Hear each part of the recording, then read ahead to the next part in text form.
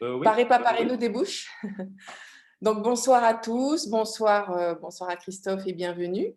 Alors on aurait évidemment tous préféré être en salle de conférence, bien sûr, mais comme je le disais à Christophe, on fait contre mauvaise fortune bon cœur et on fait feu de tout bois, sachant que ce qu'on propose là, c'est que les vidéos que l'on voit, enfin que Christophe va nous proposer, on aura l'opportunité, je pense, à un moment donné du semestre qui vient là, de se réunir dans la salle de conférence pour les voir en meilleures conditions, en grand format, avec du son, voilà. Rappelez que c'est une conférence qui s'intègre au cycle de conférences mis en place avec l'Artothèque pour les 30 ans de l'école et les 30 ans de l'Artothèque, que vous trouverez sur le site de l'école un lien qui vous permettra de voir les œuvres de Christophe qui sont présentes dans la collection de l'Artothèque.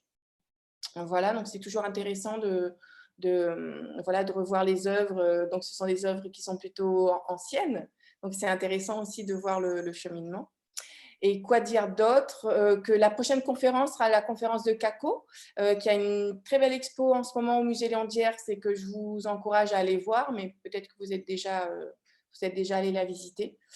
Voilà, donc c'est tout ce que je dirais avant de passer la parole à Christophe. Donc bonne conférence à tous et on aura à peu près, je pense, une heure de présentation de la part de Christophe et ensuite des échanges.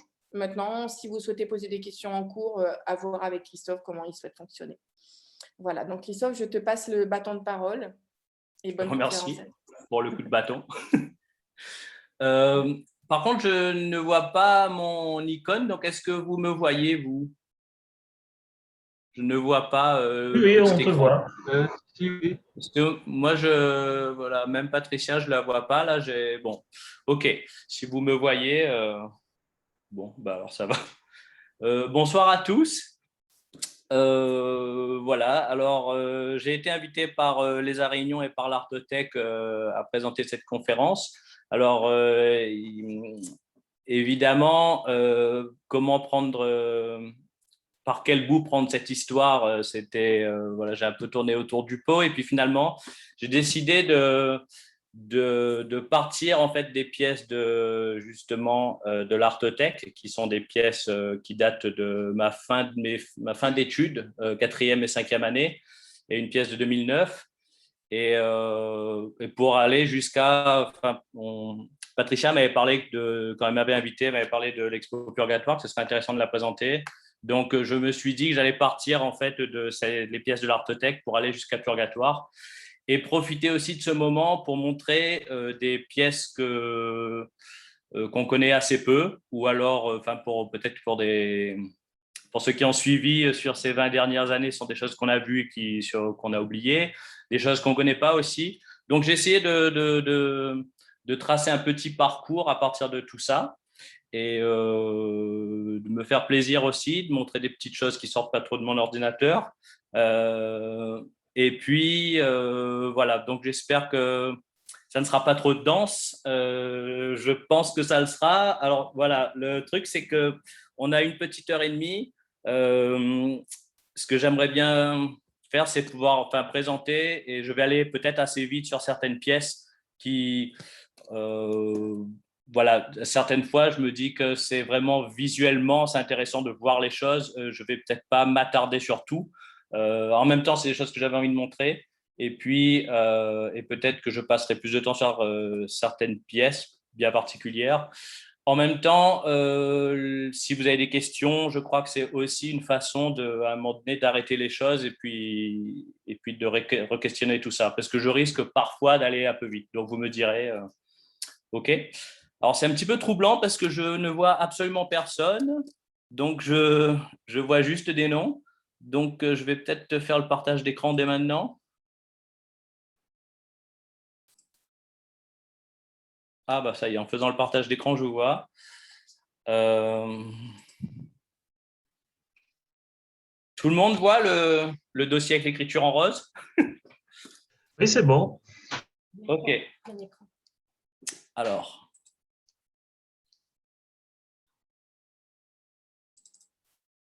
Présentation, je vais faire un diaporama. OK. Voilà. Alors, donc, je démarre, comme je disais, en 2000 avec les pièces qui sont à l'Artothèque. On va démarrer par ça. Donc, en 2000, je suis en quatrième année. En 2001, sur la deuxième pièce, je viens de passer mon DENSEP. Et il y a une pièce également de 2009, donc un peu plus récente. Et à chaque fois, on est sur des problématiques. Alors, c'est pour ça que j'ai intitulé ça Autour du dessin, parce que je trouve que, voilà, en fait, quand j'arrive aux Beaux-Arts en 96, aux Beaux-Arts de La Réunion, ce qui m'intéresse, c'est vraiment le dessin et la peinture. Voilà, les choses vont s'ouvrir un peu. Mais au début, c'est vraiment ça qui m'intéresse. Et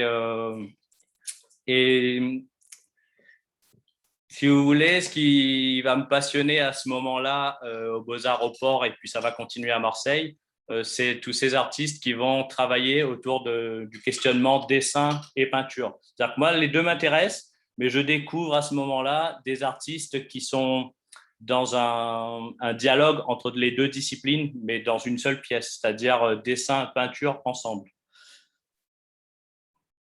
Et donc, on va retrouver ça à plein de moments dans ma pratique à ce moment-là. Donc, je reviens, excusez-moi. Alors, je vais m'habituer, mais j'ai un petit peu de mal sur la synchronisation paroles-images, là, mais ça va venir, hein, rassurez-vous. Donc, voilà, ça, c'est cette pièce Saint-Denis, Saint-Denis, Saint-Denis, donc en 2000. C'est une série de travaux où ça vient de carnet de croquis. Alors, à cette époque-là, aux Beaux-Arts, on dessine beaucoup, beaucoup, beaucoup, toute la journée. Et c'est vrai que j'utilise mes croquis, en fait, pour faire des compositions. Et et il y a tout un moment, alors peut-être qu'il faut que je vous montre directement les pièces, ce sera plus simple. Voilà. Donc ça, ce sont des choses qui sont faites sur le motif. Et j'arrive à Marseille, donc je dessine beaucoup dans la rue, carnet de croquis sur le motif. Et ce qui va m'intéresser, c'est vraiment de poser le regard sur le motif et presque le résultat, en fait, c'est pas qu'il importe peu, mais disons qu'il est secondaire. Et c'est vraiment comment est-ce que mon regard va se poser sur ces choses-là. Et parce qu'il y a quelque chose qui me surprend beaucoup quand j'arrive à Marseille, c'est le bruit. Parce que qu'est-ce que c'est que ça? Vous voyez cette chose rouge qui apparaît là? Oui. Qu'est-ce que c'est ça? Ça a l'air d'être d'un truc pour marquer un truc en particulier sur le diaporama. Et du coup, Non, si c'est ouvert avec aperçu, fais commande Z et peut-être ça partira du coup. Bon, vous me donnez une petite minute, j'essaye de voir 2 secondes.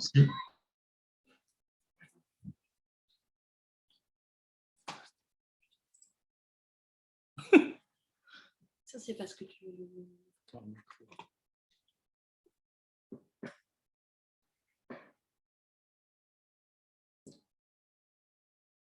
Bon, mais c'est quoi cette histoire? Peut-être juste quitte aperçu et réouvre le truc, mais c'est bizarre Non, que ça mais reste. c'est sur mon ordi en fait.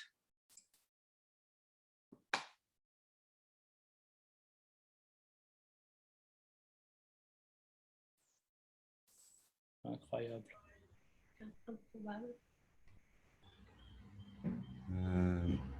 Christophe, enlève Oui. enlève le partage d'écran et remets-le. Il y a quelqu'un qui a dessiné sur ton écran parce que tu as dû laisser l'autorisation de dessin. Que quoi, pardon? En fait, tu peux laisser l'option d'autoriser des gens à intervenir sur ton écran. Et je pense que par mégarde, quelqu'un a dû dessiner sur ton écran via Ah Zoom. bon? Je pense Mais que si tu où est-ce enlèves que cette chose apparaît? tu peux enlever le partage d'écran et le réactiver. Peut-être que ça va, j'imagine, faire quelque J'ai chose. été victime de malveillance? Pas d'inadvertance, on va dire. Ok. Ça peut être ça, hein, ça peut être ça, parce qu'il y a une option où on peut dessiner sur l'écran partagé. Ça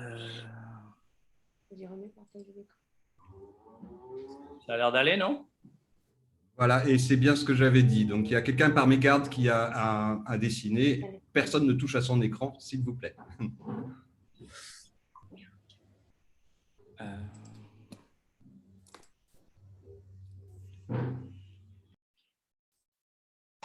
Ok. Donc voilà, je reviens sur ce que je disais. Donc je suis sur une série de travaux en fait où, décidément, maintenant on a un diaporama qui s'enclenche tout seul.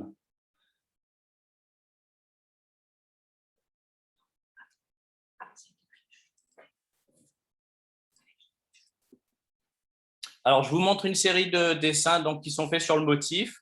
Donc les paysages à Marseille qui sont faits dans la rue, ce sont des grands formats faits au feutre.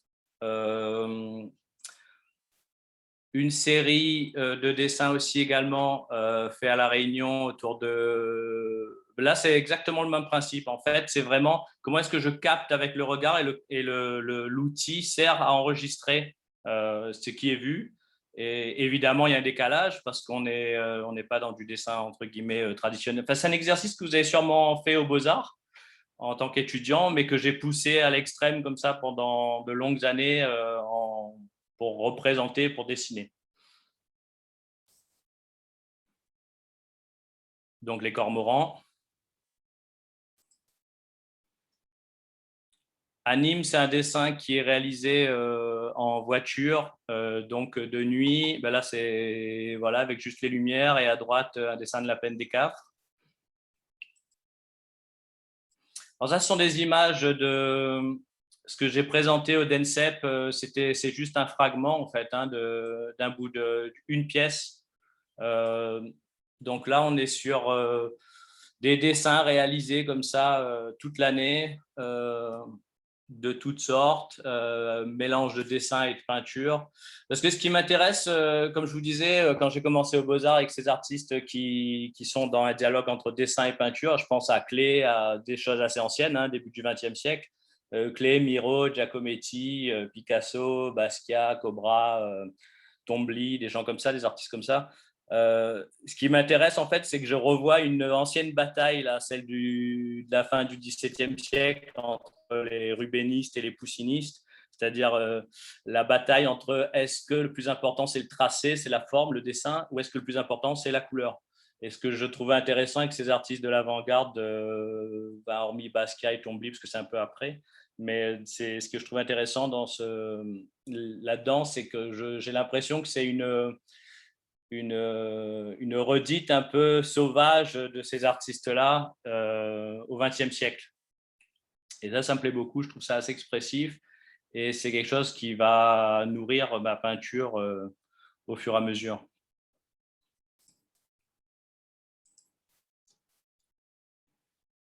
Alors, je suis désolé pour la qualité de certaines images parce que on est au début du 21e siècle. J'ai un peu raté la transition argentique numérique sur mes études. Donc, voilà, j'ai des documents qui sont des scans, en fait. Voilà. Donc là, je présente également des peintures que j'ai présentées dans le cadre de mon diplôme. Je crois que c'était en une peinture de 4e année. Donc, avec Repentirland. Et là, c'est pareil. Alors là, ce qui m'intéresse sur ce genre de peinture, c'est comment est-ce que je vais être, à quel moment est-ce que je suis dans le dessin. Quand je travaille à ce moment-là, ce qui m'intéresse beaucoup, c'est de me dire si je fais ça, c'est du dessin ou c'est de la peinture. C'est vraiment plein d'expériences comme ça. Si je mets de la peinture sur un objet et que je fais une empreinte, est-ce que je dessine ou est-ce que je fais de la peinture? Si j'ai une forme comme cette chouette détourée de couleurs, est-ce que c'est du dessin ou est-ce que c'est de la peinture? Une tache de vin tracée avec le tube de couleur, enfin toutes ces expériences-là. Voilà une peinture qui était présentée à mon DENSEP. Donc, c'était un polyptyque, c'est un élément de 4 tableaux qui étaient présentés ensemble à l'époque. J'ai décidé de le présenter seul. Voilà, ben là, on est en plein là-dedans aussi. Hein, ce sont des choses qui sont réalisées au sol et puis tendues sur toile. Voilà. Alors ça, c'est beaucoup plus récent, mais je vous le montre justement parce que cette histoire de dessin et de peinture continue, en fait. C'est-à-dire à quel moment ce dialogue, en fait, ça nourrit encore aujourd'hui ma pratique. Et, et ce qui m'intéresse, c'est de créer une tension entre ces éléments-là. Et du coup, ça me permet de tester des choses sur la composition, sur l'espace, et puis d'avoir des compositions assez dynamiques comme ça. Donc ça, c'est un collage de coloriage que je fais de façon aléatoire comme ça et que je découpe, je réassemble. Et donc, on a des éléments Walt Disney, on a Marvel, on a des éléments de planche anatomique. Donc ça, c'est une pièce de 2014. La linogravure, alors j'ai fait beaucoup d'estampes en tant qu'étudiant et puis j'y suis revenu très longtemps après, il y a 2-3 ans, là, avec l'association Pink Marmelade. Et alors évidemment, la gravure, ce qui m'intéressait à l'époque, c'était là aussi, c'est-à-dire qu'on dessine avec l'absence de couleur. J'aime beaucoup ça, l'idée de dessiner et de préparer le terrain pour la couleur. Je trouve que c'est encore une autre façon d'envisager le rapport dessin et peinture. Donc à côté, vous avez une esquisse numérique pour plateforme.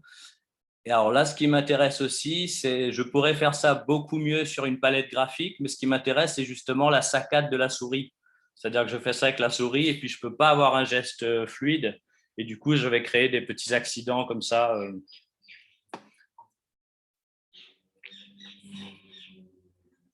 Voilà un dessin Attraction des astres qui a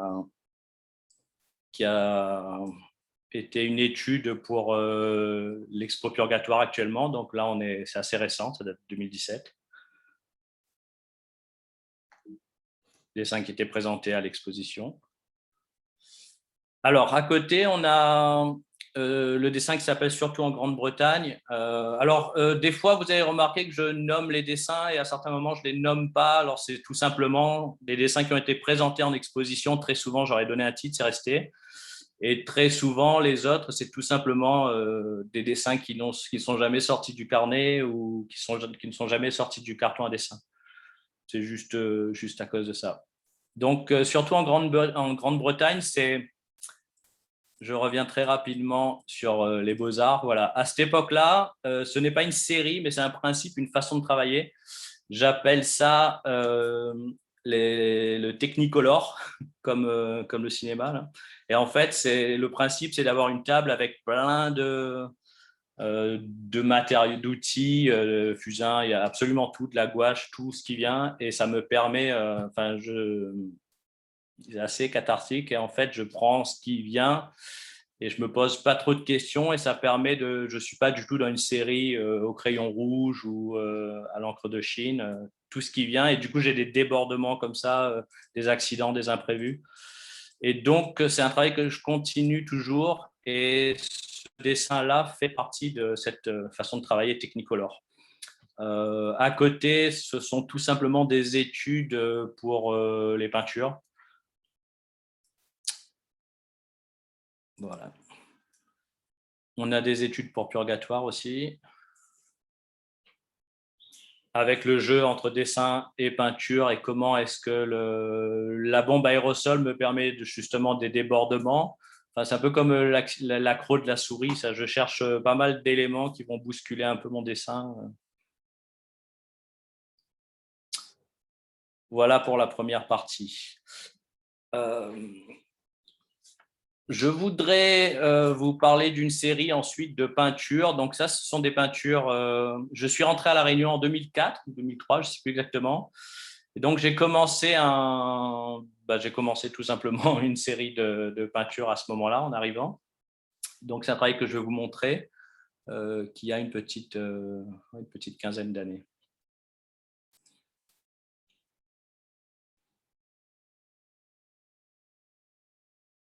Alors, Homo Insularis, c'est une série autour du fond et de la forme. Et mon idée, c'est tout simplement comment est-ce qu'une forme va habiter un fond et vice-versa. C'est-à-dire que j'ai presque l'impression que c'est une métaphore là aussi du dessin et de la peinture. Parce que justement, l'idée que la forme, on est plutôt dans le dessin, le fond, on est plutôt dans la couleur. Et comment est-ce que les deux vont s'interpénétrer, comment est-ce qu'une forme devient un fond et inversement. Donc à plein d'endroits, vous avez des entrées entre les deux, vous avez sont des formes ouvertes aussi. Alors ce qui est intéressant, c'est qu'elles sont ouvertes par la couleur à certains moments, c'est-à-dire que j'ai des transitions très brutales comme ici, très contrastées, et puis j'ai des endroits où je vais faire des ouvertures par les couleurs que je vais utiliser, la densité et les textures.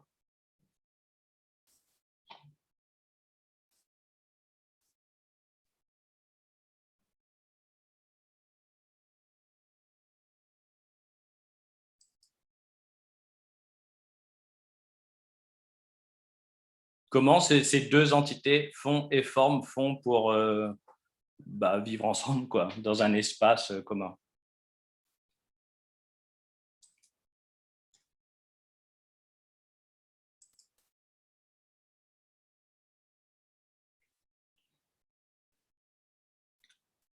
Alors, j'ai également à ce moment-là, vous avez dû voir dans les séries sur les Beaux-Arts à l'époque, il y avait déjà du texte, mais à ce moment-là, j'utilise des pochoirs en métal. Et là aussi, j'ai l'impression que c'est un peu la même chose aussi, c'est-à-dire que c'est une façon de structurer. J'ai presque l'impression que c'est une architecture un peu comme le dessin. Et ça me permet, ce que j'aime beaucoup à ce moment-là, c'est de confronter de la couleur très libre à ces dessins qui ce sont des lettres, en fait, qui sont des signes.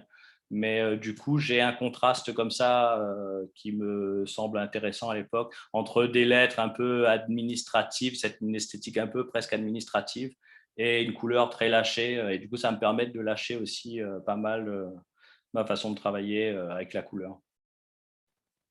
Et évidemment, j'utilise cette esthétique un peu administrative pour dire pratiquement l'inverse en fait avec les textes que je choisis, parce que quand je rentre à La Réunion en 2003, évidemment, je redécouvre une espèce de fraîcheur du regard qui me plaît beaucoup, qui est finalement la fraîcheur du regard que j'ai quand j'arrive à Marseille, parce que j'ai passé toute ma vie à La Réunion, et tout d'un coup, j'ai l'impression de voir les choses, de ressentir les choses différemment, tout simplement parce qu'on est sensible, parce que tout est nouveau. Et du coup, quand je rentre à La Réunion, je note pas mal de choses, comme j'ai des petites phrases, des petits slogans, des traits d'humeur, des jeux de mots, voilà, tout type de réflexion. Et en fait, je note ça. C'est entre la petite phrase poétique et parfois le slogan. Parfois, c'est cynique, parfois, c'est drôle, parfois, c'est poétique. Et donc, et également aussi, alors souvent je décontextualise des phrases. Là, par exemple, Le pire est à venir, baby, c'est une chanson de NTM. Donc, je sors complètement de son contexte. Ça, je ne sais plus d'où ça vient exactement. Freedom is good for you, c'était un jeu de mots entre Radio Freedom et la liberté.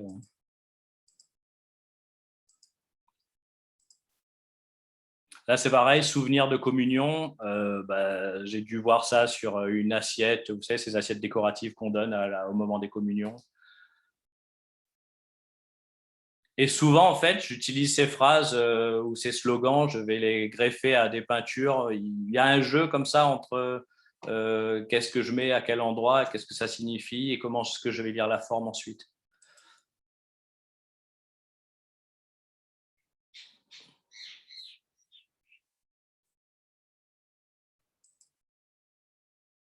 Loin, longtemps, je l'ai entendu à la radio. Alors, voilà une pièce qui est un peu différente, qui marque aussi la fin de la série finalement. C'est une pièce qui était une pièce de commande, justement. À l'époque, c'est Colette Pugna qui était directrice du FRAC. Et donc, j'ai été invité pour Liberté Métis à réaliser une fresque avec quelques artistes sur quelques projets. Je crois qu'il y avait Kidé Bougui aussi. Et du coup, j'étais sur ce grand mur et j'ai décidé d'utiliser beaucoup de slogans. J'ai des carnets comme ça de phrases. L'idée, c'était d'utiliser ce grand mur. En fait, il y avait des petits trous dans le mur et j'ai voulu faire sortir des phrases comme ça, des trous avec 3 couleurs, avec le principe du Lego, le cube. Gaz et sucre à tous les étages. C'est sur la consommation de limonade à La Réunion.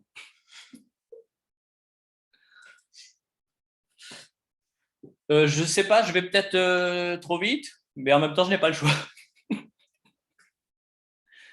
Vous avez des questions?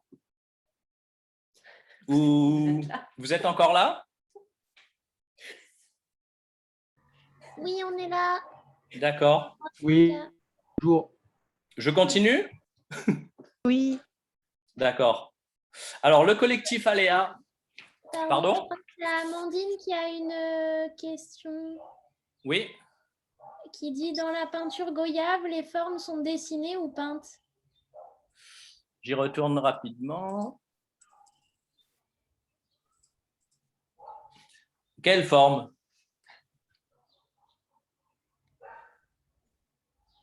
Qu'est-ce que tu entends par forme? C'est-à-dire… Bonjour Christophe. Bonjour.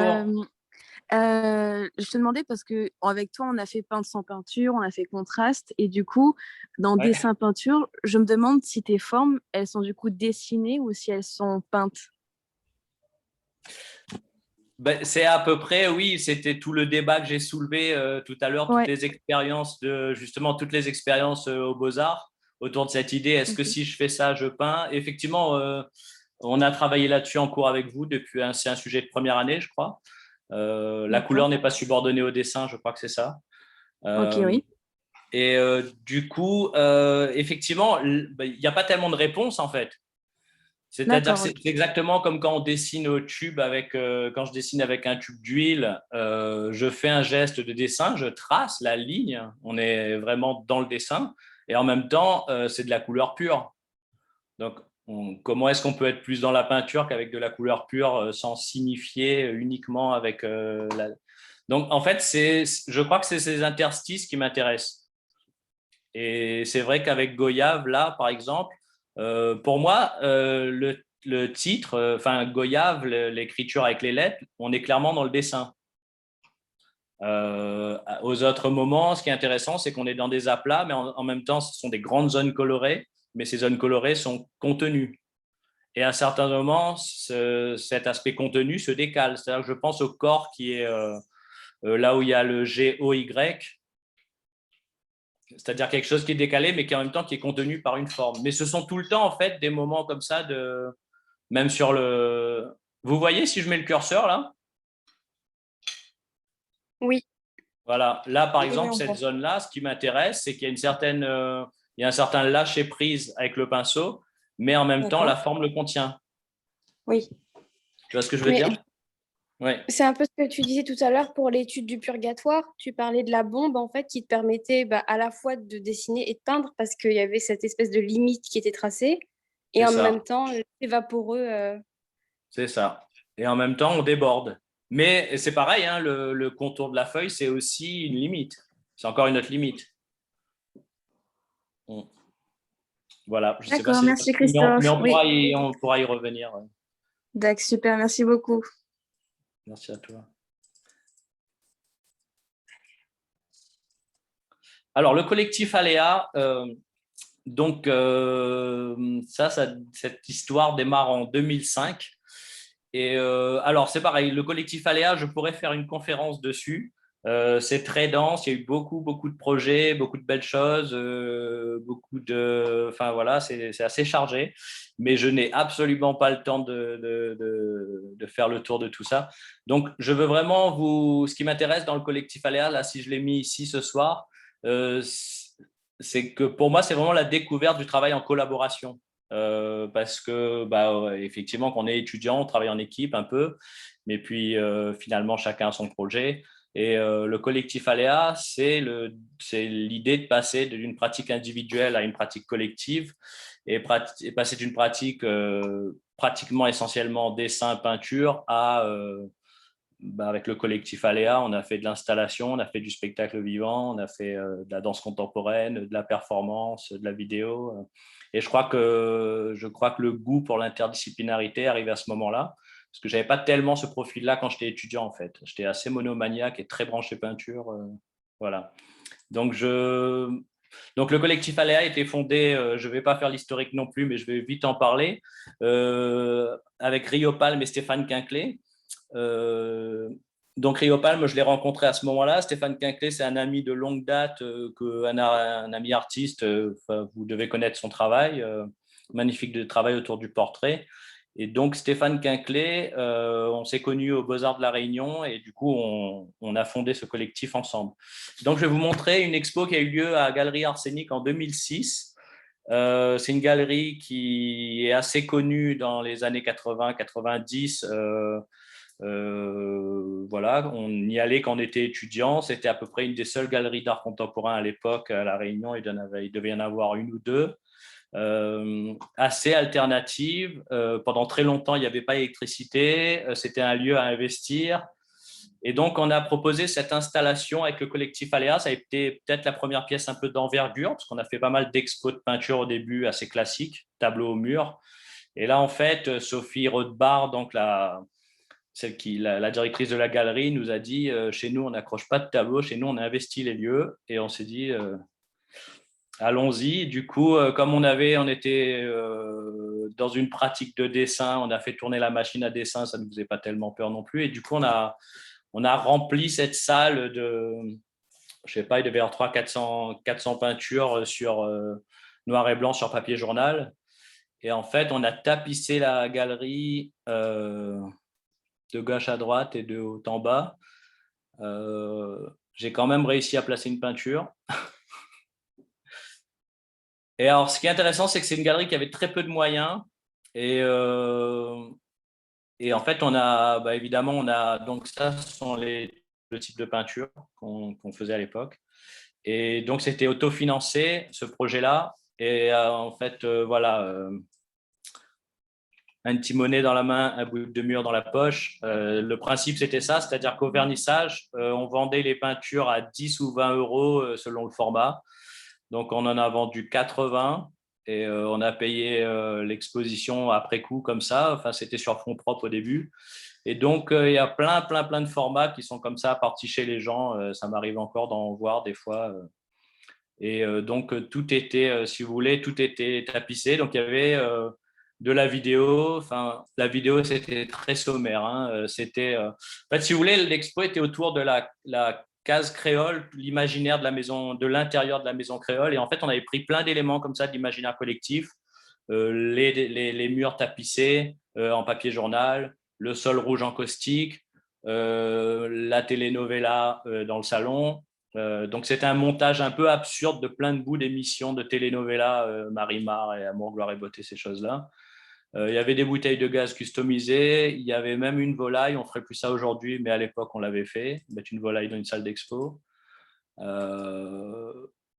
Voilà, je crois que c'était à peu près tout. Et donc, du coup, comme je vous le disais, on avait des escabeaux roses et les gens choisissaient des peintures, on les découpait pour eux. Et donc, ça, c'est le lendemain de l'expo, cette image-là. Voilà. Je vais m'arrêter là pour séquence. Je vais parler d'un deuxième projet. Alors, Repère, c'est un deuxième projet avec le collectif Aléa. Donc, ça a été notre rencontre avec la danse contemporaine et le spectacle vivant. Donc, avec Stéphane, on a été contacté par Diane Bourguin, qui était chorégraphe et qui voulait qu'on réalise un décor pour son prochain spectacle qui s'appelait Repère. Et donc, on est parti de cette idée de créer un décor pour un spectacle. Ça, c'est l'affiche du spectacle. Sauf que ça ne s'est pas du tout passé comme prévu et qu'on s'est retrouvé à interprète sur ce spectacle. Donc, moi qui avais réussi à passer tous les beaux-arts sans faire de performance, en esquivant toujours la chose. Je me suis retrouvé quelques années après sur scène pendant une tournée de spectacle. Donc, en fait, on est passé de réaliser un décor pour un spectacle à finalement créer un décor en live sur scène. Et donc, c'était un décor qui était, modulable à l'infini. Donc, c'était des toiles comme ça sur des mâts qu'on faisait, qu'on défaisait, qu'on repeignait à chaque fin de représentation et qui étaient sur des roulettes. Et donc, on pouvait fabriquer des petites architectures comme ça, on pouvait tourner les tableaux recto verso. Et donc, il a fallu apprendre à… On faisait, à l'époque, ça se faisait beaucoup, mais je crois que tous les peintres font un peu ça quand ils commencent après les beaux-arts, enfin, même si on n'a pas fait les beaux-arts, mais il y a toujours cette histoire de peinture en live. Je sais que moi, je ne fais plus du tout ça, je ne supporte plus du tout de faire ça parce qu'on a beaucoup, beaucoup fait. Mais là, ce qui est intéressant, c'est qu'on est dans la peinture en live, mais en même temps, on est sur scène et il y a des danseuses et il y a un spectacle. Et le spectacle, c'est nous aussi en même temps. Hein. Donc, du coup, c'est comment est-ce que… ça parlait de ça, repère. Comment est-ce quels sont les repères d'un plasticien, d'un peintre, les repères d'une danseuse? Comment est-ce qu'on partage un espace? Comment est-ce qu'on évolue ensemble? Et là, évidemment, il y a plein de nouvelles données qu'on ne connaissait pas du tout à l'époque. C'est les répétitions, la durée du spectacle, c'est pareil, la disponibilité sur plusieurs mois. Enfin, on n'est pas du tout dans le cadre d'une exposition et c'est vrai qu'on a on est rentré à corps perdu dans ce projet. Donc là, je vous montre des images du spectacle. C'est un spectacle qui a tourné un peu dans l'île, Séchoir, dans tous les lieux, dans quelques lieux de La Réunion, à Saint-André, au Bambou, Guy Alphonsine, voilà. Je passe assez vite sur ce spectacle pour vous parler du suivant, Marelle. Alors Marelle, on est sur un spectacle, un autre type de proposition.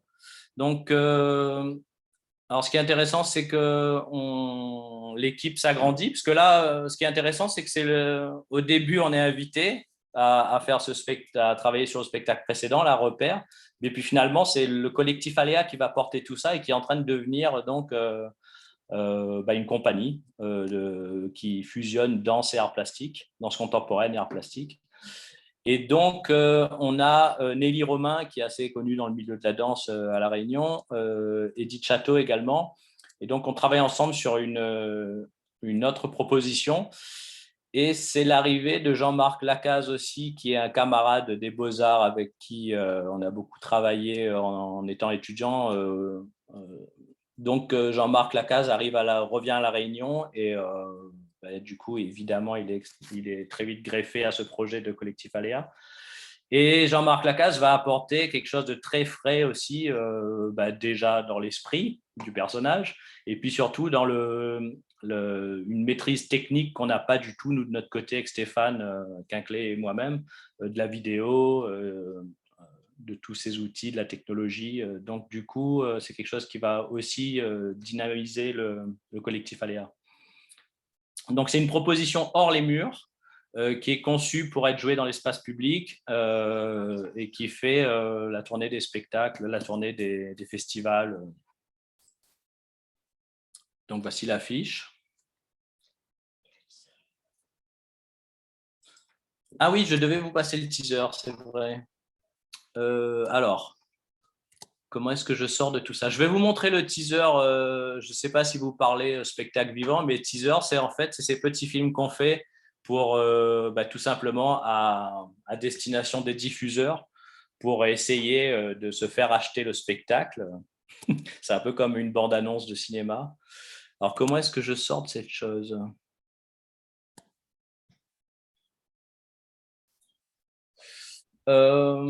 Nicolas? Nicolas? Oui, je suis là. Merci. Est-ce que tu crois que tu pourrais envoyer le ah oui, est-ce que tu peux envoyer le lien? Alors, je vous explique. Nicolas me disait que ça pouvait être assez compliqué de passer de la vidéo. Enfin, on craint un décrochage au niveau du débit de chacun. Et donc, je crains qu'on ne puisse pas lire la vidéo. Donc, en fait, je préfère vous envoyer le lien si vous voulez la regarder en direct. Ça dure 2 minutes 30 ou 40.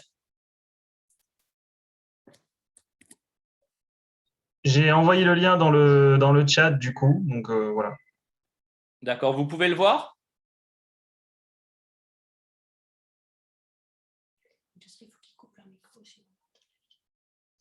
On dirait que Ah oui. oui, apparemment, il faut que tout le monde coupe son micro, c'est ça? Pour pas que ça se perturbe les uns les autres.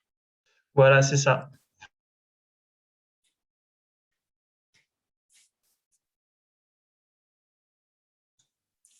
Bon, ben, je vous donne 3 minutes.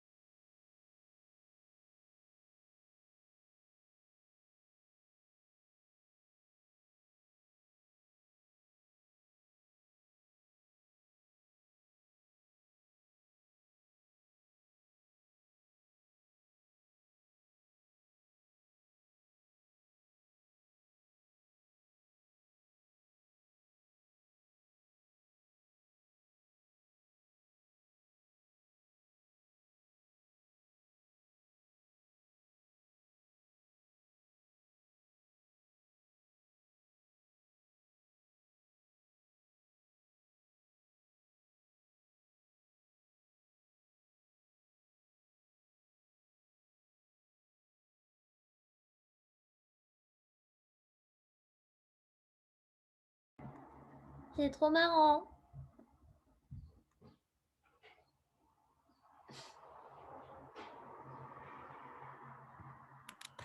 La moustache, tu vas bien, Christophe?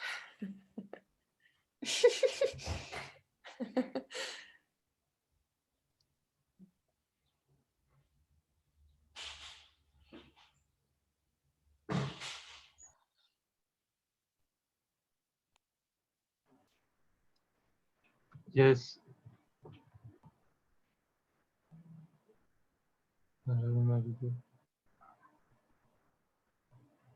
Eh ben.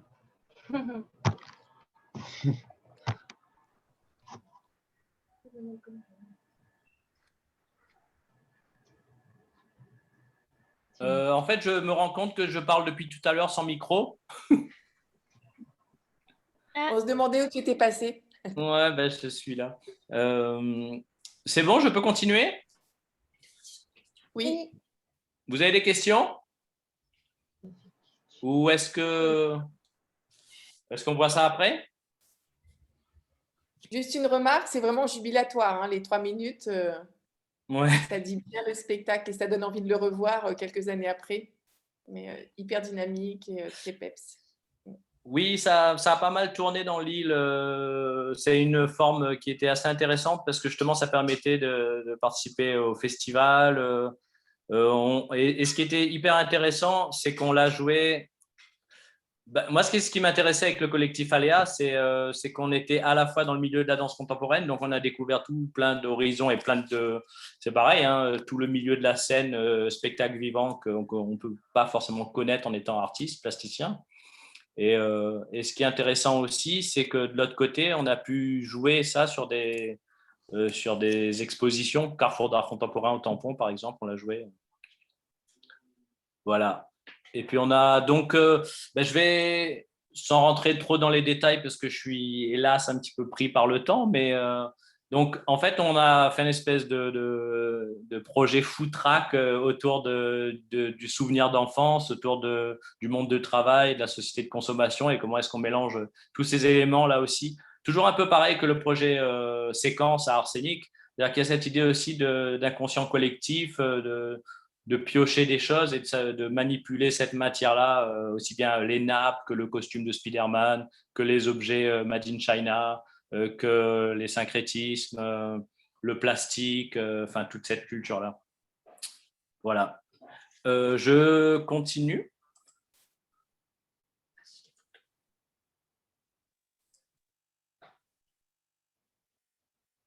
Alors Jean-Marc avec un magnifique slip rose et un ukulélé rose et en gilet jaune déjà à l'époque.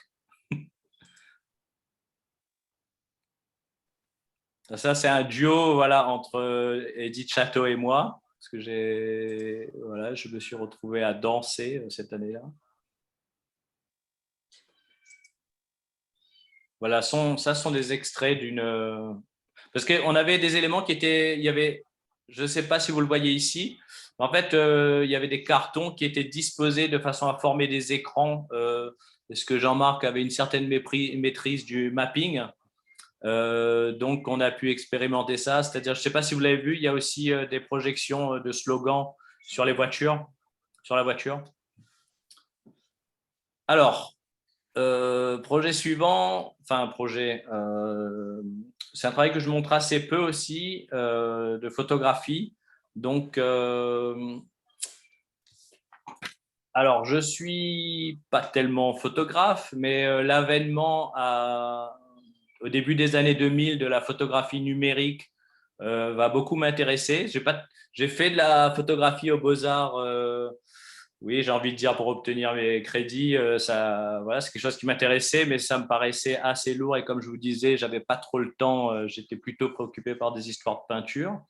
Et du coup, ce qui est intéressant, c'est qu'avec la photographie numérique, là, le côté léger, le côté intuitif, et de pouvoir enregistrer comme ça ce que je vois, ça m'intéresse beaucoup.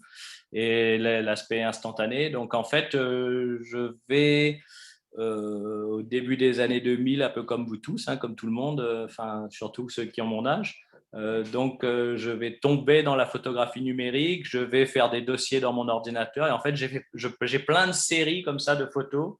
Je ne sais pas pourquoi je l'ai fait, j'ai besoin de le faire. En fait, c'est d'enregistrer des choses que je vois, tout simplement, de garder une trace. Et pas seulement des souvenirs de famille, mais des projets un peu artistiques comme ça, des choses belles, mignonnes. Et du coup, je commence des séries en 2005 dans mon ordinateur et jusqu'à aujourd'hui, je remplis en fait ces catégories. Donc, il y a une quinzaine ou une vingtaine de séries. Je vais en présenter 4 très rapidement parce qu'il est super tard. J'hallucine un peu sur l'heure. Alors, il faut que je trouve le moyen de sortir d'ici.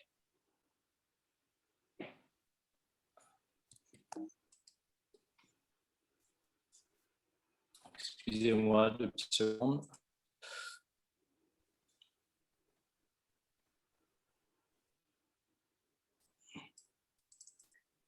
Vous me voyez toujours?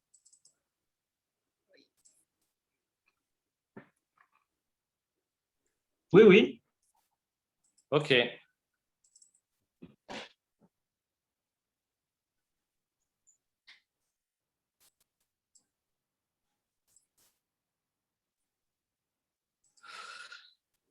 Alors, voilà la première série qui s'appelle Lieu et non-lieu. Et un petit peu comme Homo Insularis en peinture tout à l'heure, la série que je vous ai montrée. Là, ce qui m'intéresse, c'est de photographier en fait des lieux et comment ces lieux sont habités, enfin comment des choses ou des corps ou des objets vont habiter un lieu. Donc j'ai toute une série comme ça. Donc ce sont des photos qui sont prises sur 15 ans d'intervalle.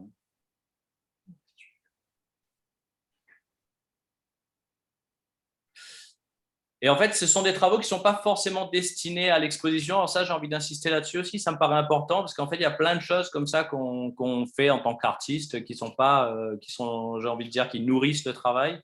mais qui ne sont pas forcément destinés à l'exposition. Alors évidemment, je pense que c'est exposable, c'est organisable. Il y a certaines des séries que j'ai présentées, mais ce n'est pas la fonction première en fait.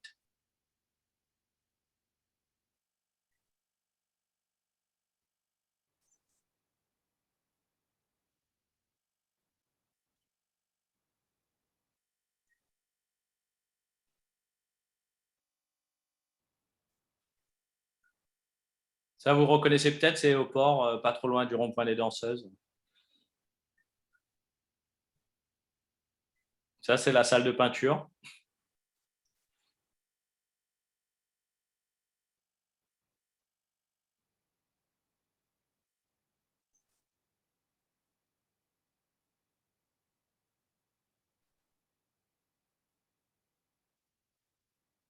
La Cité des Arts. La Plaine des Sables. Boucan-Canotte. Saint-Pierre.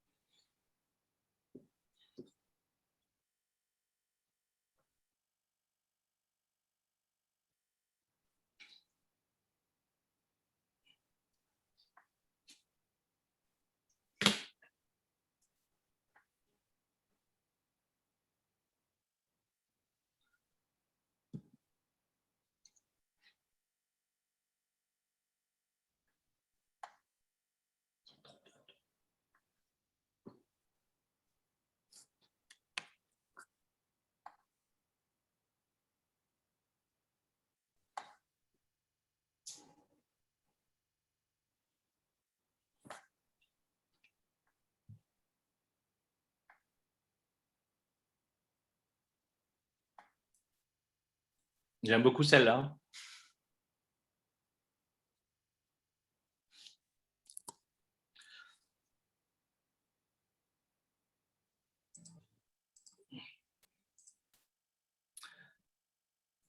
Alors, une deuxième série qui est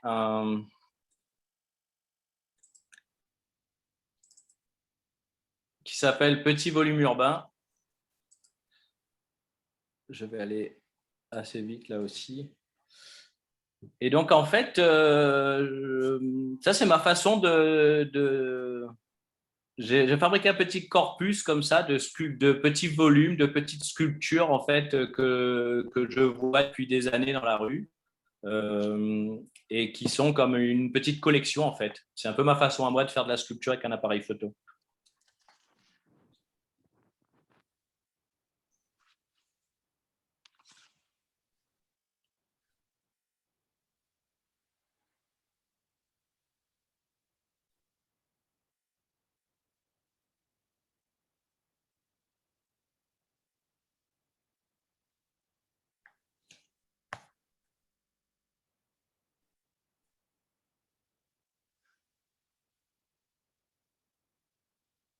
Ça peut parler aux étudiants, ça.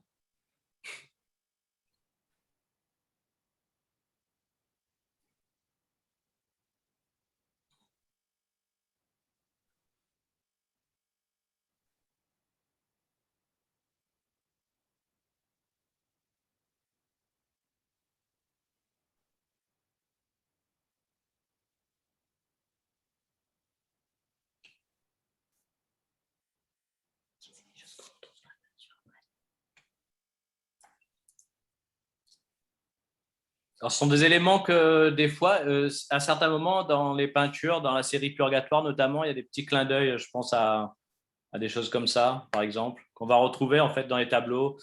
C'est-à-dire qu'il y a une série de photos, mais comment est-ce que ce travail va nourrir ensuite la peinture ou même d'autres approches?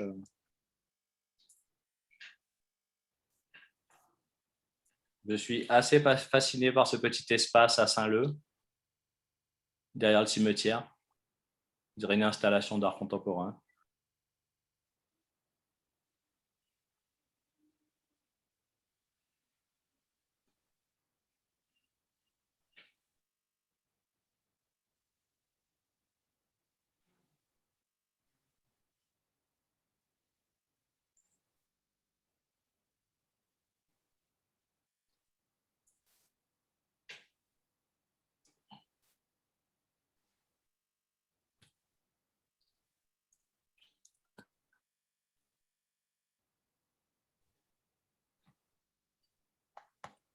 Alors, une autre série qui est comme un clin d'œil en fait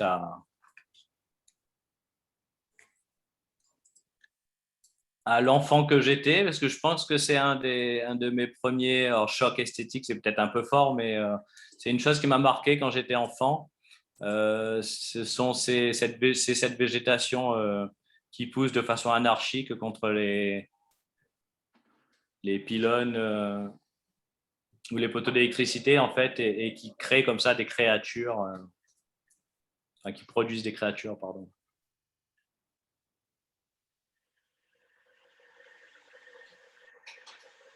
La série s'appelle Vegeta. Comme végétation, aussi simplement que ça. Et donc, on va retrouver cet aspect un peu dans les peintures, ce côté un peu anthropomorphique ou cet entre-deux formes. On est un petit peu comme... j'ai une série aussi que je ne montrerai pas là, mais c'est une collection de nuages. Parce que ce qui m'intéresse beaucoup, c'est cet entre-deux, là, cet entre-deux formes, en fait. On est dans le végétal et on est dans autre chose.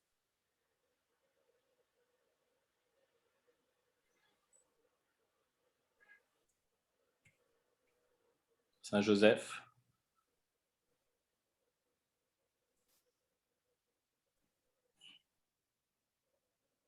Certaines photos sont de mauvaise qualité, hein, ça dépendait du téléphone. Alors ça, c'est quelque chose aussi, ça m'est arrivé. Par exemple, cette série-là a été exposée dans une expo il y a quelques années qui s'appelait Botanical Revolution. Et en fait, voilà, certaines images ne peuvent pas être présentées à cause des qualités de côté instantané, comme ça ne permet pas un agrandissement. Bon, bah voilà, il faut faire avec.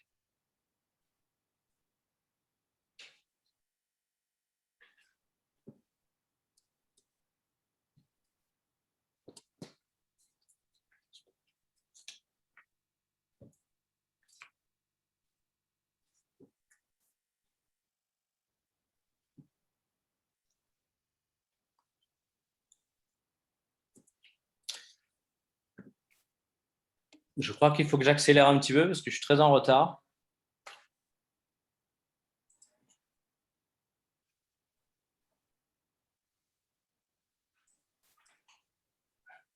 Donc ça, c'est une série qui a été que j'ai faite l'année dernière.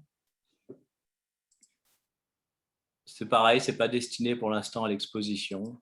C'est des travaux, des jeux comme ça.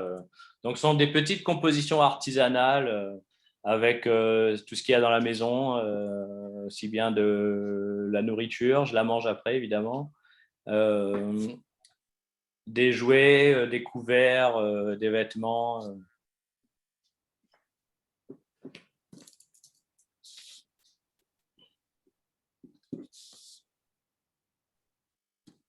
Donc, la série s'appelle Sweet Home. Alors, c'était pendant le confinement. Et en même temps, l'idée dans cette... c'est un peu une métaphore du monde.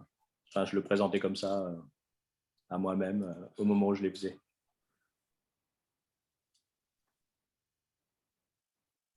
Ça, c'est un clin d'œil au discours de Macron sur les artistes qui doivent se prendre en main et chevaucher le tigre.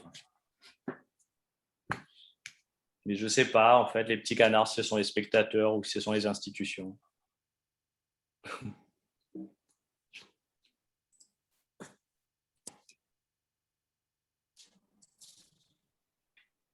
Ah, c'est pas fini. Bon, je laisse tomber le plein écran.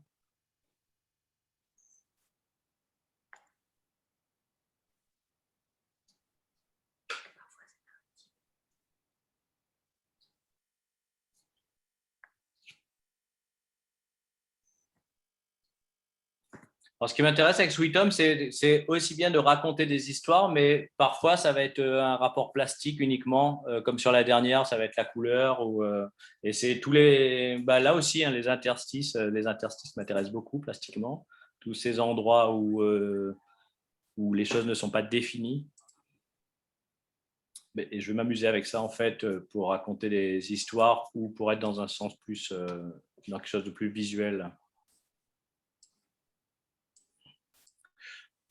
Voilà pour la série de photos. Alors, comment est-ce que je retrouve mon diaporama maintenant?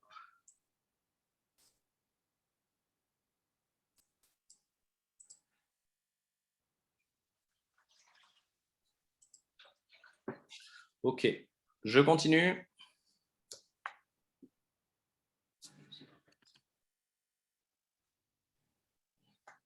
Alors, pièce à conviction, c'est une. Alors, j'appellerais pas ça une installation, mais plutôt un dispositif, parce que ça, c'est de se présenter au mur, malgré tout, même s'il y avait du volume.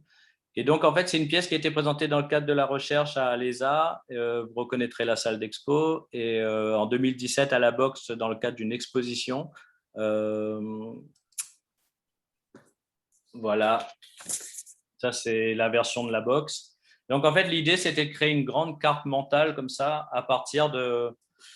je crois que le séminaire de recherche à l'école s'appelait L'image et son dehors. Il me semble que c'est ça.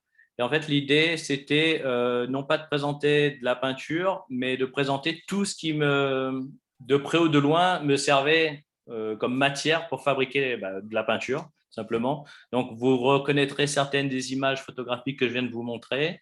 Il y a des reproductions de peintures, les miennes ou d'autres. Il y a des esquisses, des dessins, des objets, des jouets. Voilà, il y a des petits textes, slogans aussi. Avec mon fameux « ça sent la banane, la vanille et le coma ».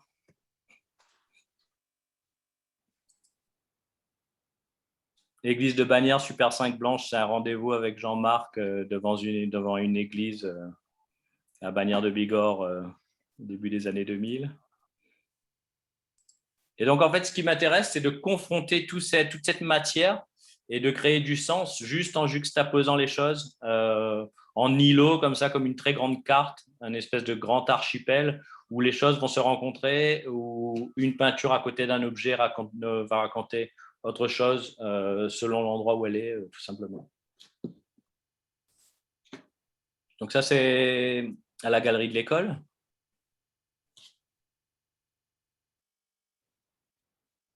Et ce qui m'intéresse là, c'est que justement les connexions sont créées par des rapports de forme, des analogies formelles, des analogies en termes de couleur ou alors en termes de sens.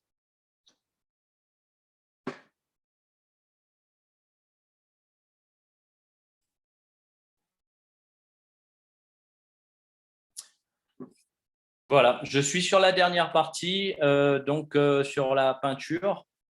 Donc on n'est pas encore à Purgatoire, mais on est sur comment dire ça, le dernier virage. Donc c'est ce que j'ai fait ces 7 dernières années. 2013, ça correspond à l'année où je commence à travailler à l'école aussi, juste pour la petite anecdote. Et donc je commence un travail qui s'appelle Plateforme. On est plus, malgré le titre, on est plus proche de Deleuze et Guattari que de Houellebecq. Ce qui m'intéresse là, c'est cette idée de pensée archipélique. Et donc, je vais commencer avec une série de tableaux. En fait, je fais un zoom arrière en fait par rapport à la série que vous avez vue tout à l'heure, mais je vous ai montré tellement de choses, je ne sais pas si vous en souvenez, mais la série Homo Insularis. Donc, en fait, je fais un zoom arrière et du coup, je quitte la figure pour être dans le paysage et les éléments sont beaucoup moins, comment dire ça, centraux. Parce que c'est ça aussi dans cette idée de la carte, c'est d'enlever le centre et d'avoir des éléments qui poussent de tous les côtés. On retrouve ça aussi dans le Poétique de la relation d'Édouard Glissant, la pensée en rhizome. Et donc ça, c'est quelque chose qui va beaucoup m'intéresser, c'est-à-dire de greffer des éléments dans toutes les parts du tableau et qu'on parte comme ça dans tous les sens. Et c'est donc ma façon de composer à ce moment-là. En deuxième année, aux Beaux-Arts, je travaillais sur le motif de la pieuvre.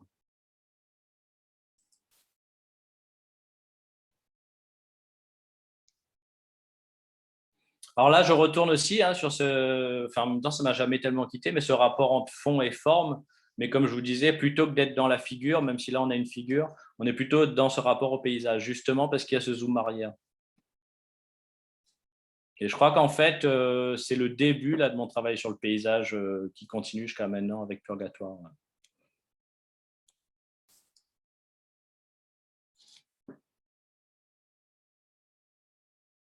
C'est-à-dire comment est-ce que je peux organiser un espace avec uniquement des aplats de couleurs, même si on n'a pas tout le temps que des aplats, on a des jus aussi comme ça en la vie. Et comment est-ce que je vais organiser un espace avec finalement, il y a quelques motifs, mais juste des très grandes zones colorées. Et parce que là, ce qui m'intéresse, c'est évidemment, il n'y a pas de perspective et l'espace va être organisé, la profondeur et le plan vont être créés uniquement par le jeu des textures et des couleurs froides qui vont nous amener au second plan et des couleurs chaudes qui vont nous amener au premier plan. Et c'est tout un jeu comme ça. C'est pareil, hein, là, ça doit vous rappeler aux étudiants là, le sujet rythme coloré. Et fond et forme se confondent, vous mettez les deux ensemble et ça donne à peu près ça.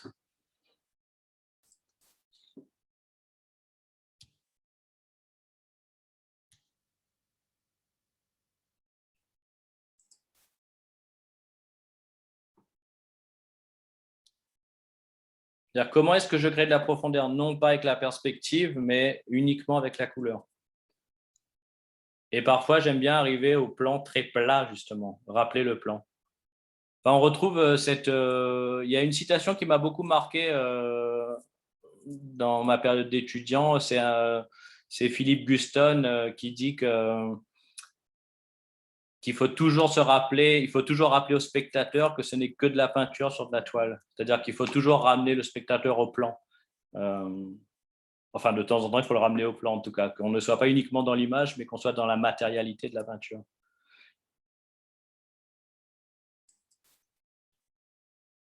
Alors, on a une deuxième série à ce moment-là qui s'appelle Archipel vertical, qui est l'année suivante, donc avant Purgatoire. Le sens de la vie, très modestement.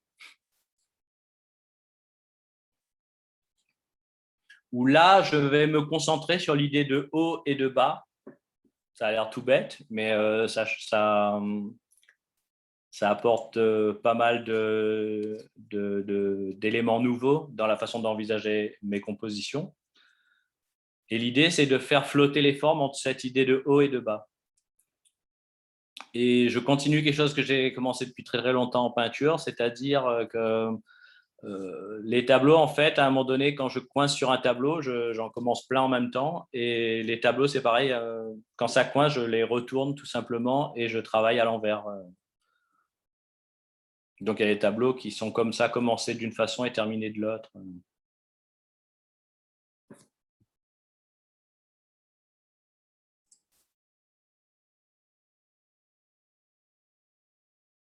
Alors ça, ce sont des peintures où là, je commence à m'intéresser à une vue, comment dire ça, sur le paysage, mais en même temps sur le plan, la carte, c'est-à-dire une vue de dessus.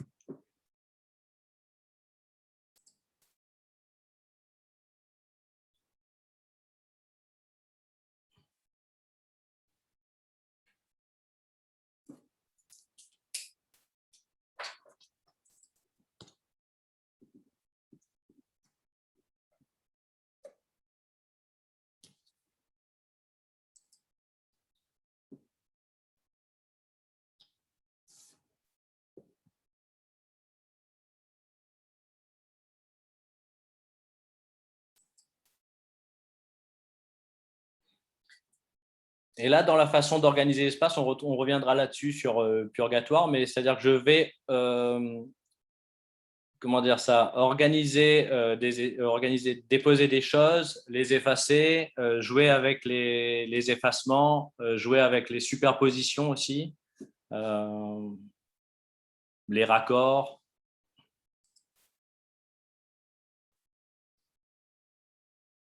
Ah oui, j'ai oublié de le dire, mais c'est assez important en fait à ce moment-là. C'est que toutes les années où je suis rentré à La Réunion après les Beaux-Arts, je travaillais à l'acrylique et en fait à ce moment-là, en 2015, je recommence à travailler à l'huile. Et du coup, il y a des accidents qui vont beaucoup m'intéresser là, parce que je recouvre souvent des peintures et dans le recouvrement, là, je vais réveiller des couches et donc je vais provoquer des accidents comme ça qui vont me permettre de rebondir là-dessus, en fait, pour créer des espaces. Et du coup, je vais naturellement, comment dire ça, réduire la palette de couleurs parce que je suis obligé de prendre en compte ces accidents. Donc ça, c'est une acrylique, par contre. Mais là, on est sur le... Pour moi, c'est la première toile, c'est la première purgatoire, ça. Mais je ne l'ai jamais montré, en fait, parce qu'elle est un peu en décalage avec le reste. Voilà. Je vous montre donc la dernière série. Donc, c'est un travail qui a commencé en 2016 et qui s'est achevé l'année dernière. Enfin, pour l'instant, c'est achevé, en tout cas, on verra.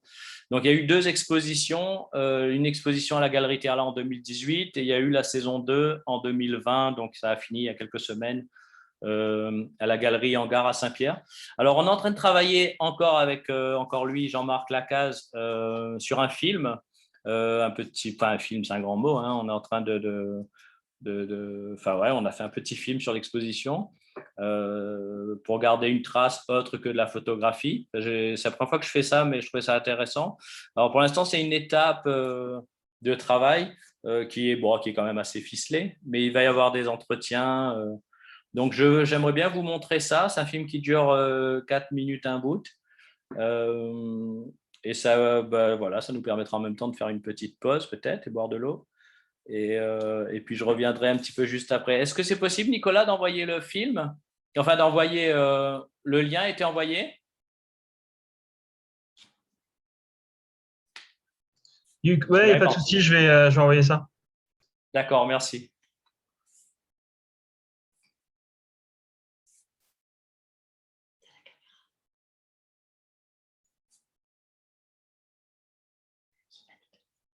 À tout à l'heure alors. Je vous laisse regarder le film et puis on se retrouve dans 5 minutes.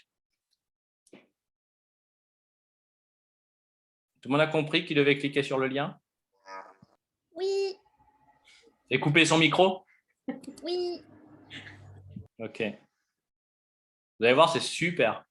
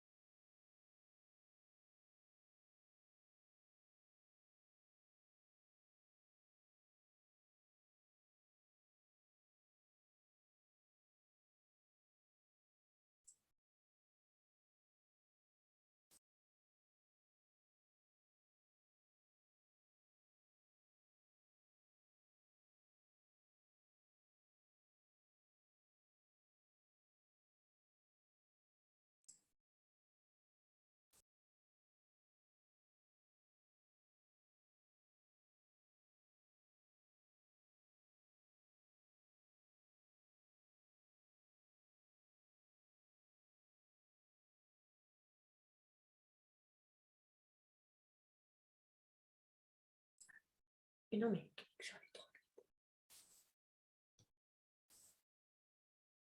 Je vais activer le micro.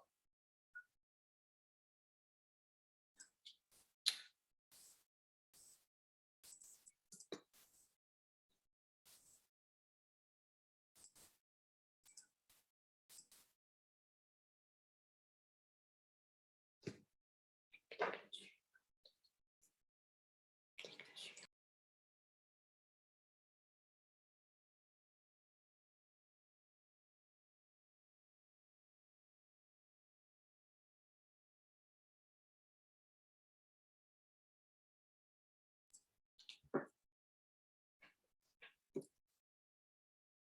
Tout le monde a vu le film?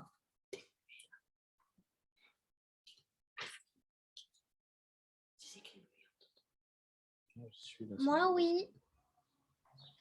Ok Nora. aussi de mon côté. La musique, c'est Jacques Marron ou pas? Ouais, Oui. musique Jacques Marron. Ouais, ça serait bien de mettre. Ah ben, Sinon, c'est écrit. Bien sûr que c'est écrit. Il y a les Ah oui, crédits à la bah, fin. Il y a un générique à la fin. Vous n'avez pas vu le générique? non, j'ai peut-être terminé avant le générique. Moi, je me Oui. suis arrêtée sur la phrase de Colette et après, il y a eu un fond noir, donc j'ai plus rien vu après. Après le fond noir, il y a un générique, oui. D'accord, ok. Ouais. Oui, oui, bien sûr. C'est Jujube Alpha de Jacques Marron que j'aime beaucoup, beaucoup. Juste une petite remarque, la déambulation est super importante, je trouve, dans cette exposition. Ouais. Et là, on retrouve moins. Par contre, il y a un vrai voyage dans la peinture, dans la matière, ça, on le retrouve. Mais c'est vrai que, tu vois, cette découverte au fur et à mesure, ce Oui. cheminement, et ça, c'était super important. Je pense que ça a été pensé comme ça aussi. Là, on le retrouve moins dans le film, par contre. Tu vois, la caméra, elle est très statique. Il y a des plans fixes. Alors, c'est très bien aussi, mais c'est vrai qu'on retrouve moins cette espèce de déambulation qui était quand même hyper propice aussi, je trouve, pour appréhender ton travail. Mais le film est super. Mais c'est juste une remarque que je me faisais. Eh ben, c'est très bien. Oui, oui, on est en train de travailler dessus. Après, on monte aussi avec les images qu'on a. Mais il me semble qu'il y a cette idée de déambulation, mais effectivement, on a eu quelques images un peu floues comme ça en termes de matériel. Comment est-ce que même Jean-Marc a eu ses limites là sur comment est-ce qu'on rend ça. Mais effectivement, on s'est posé cette question-là, la déambulation. On a été en caméra Apple, on a essayé avec un skateboard pour faire un rail, mais on a eu un peu de… voilà, en fait, on a fait… Je ne suis pas sûr qu'à ce niveau-là, ça change beaucoup parce qu'on a travaillé avec les images qu'on avait. Hein. Mais écoute, voilà. Après, de toute façon, c'est un film qui va être augmenté, je pense. Est-ce que je peux continuer? Oui. Oui? Ok, oui, parce que le temps fuse et nous diffuse. Donc, oui, alors sur Purgatoire, c'est un travail donc, comme je disais, qui a commencé en 2016 et qui se termine donc normalement cette année. Donc, c'est une suite de paysages sensoriels. Enfin, en tout cas, c'est comme ça que je le conçois.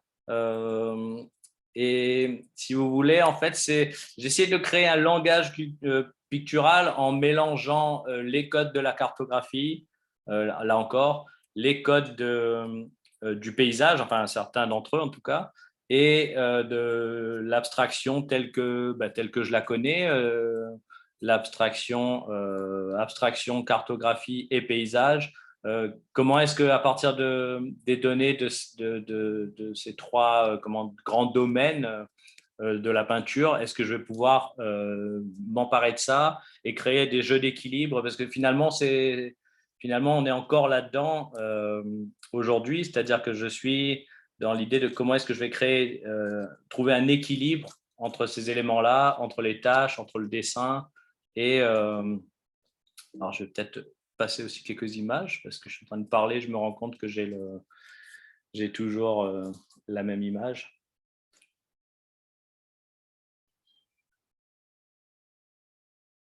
Alors là, je ne suis plus tellement… On a, à certains moments, évidemment, dans le paysage, on est dans la représentation, mais ce qui m'intéresse aussi, c'est de penser la peinture comme un espace de présentation, c'est-à-dire que c'est une surface dans laquelle je vais déposer des choses et comment ces choses vont se débrouiller entre elles, se connecter entre elles. Alors très souvent, c'est juste sont juste des dépôts. Là, c'est encore pareil, hein, c'est un clin d'œil à cette phrase de Philippe Guston, ce n'est que de la peinture sur de la toile. Donc, je l'applique très frontalement. On retrouve ça dans la peinture de Cy Twombly aussi. C'est-à-dire comment est-ce qu'on nous ramène au plan. Donc, j'aime beaucoup cette histoire-là en peinture. C'est-à-dire qu'à des moments, je vais créer de la profondeur et puis à des moments, je vais ramener le spectateur, enfin moi-même aussi en tant que spectateur en premier, au plan. Et on est sur des jeux comme ça, là, de profondeur et on se retrouve des fois sur des surfaces très plates.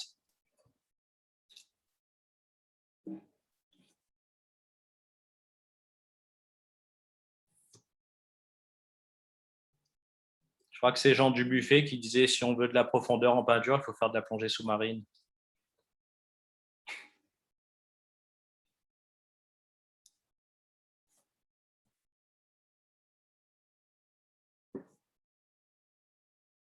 Alors, par exemple, dans une peinture comme ça, quelque chose qui m'intéresse beaucoup, c'est comment est-ce que je vais être dans la sensation du presque rien. Et en même temps, on est devant un grand tableau blanc là, où en fait, il y a toutes les couches qui ont été effacées. Et c'est ce jeu aussi entre le rien apparent et en fait toutes les strates.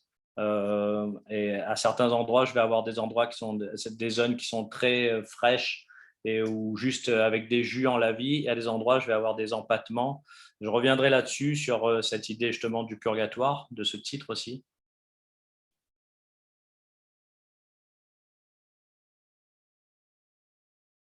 Alors, ce point d'équilibre dont je parlais tout à l'heure, c'est un équilibre entre le haut et le bas, le plan et la profondeur, et l'espace et le temps aussi. Comment est-ce que j'ai par exemple dans des compositions des îlots qui sont connectés, et sur certains îlots, on a des choses qui sont très légères, et à côté de ça, on a quelque chose où on a eu beaucoup de couches de peinture, et ça, c'est pareil. Comment est-ce que je crée un équilibre entre ces choses-là?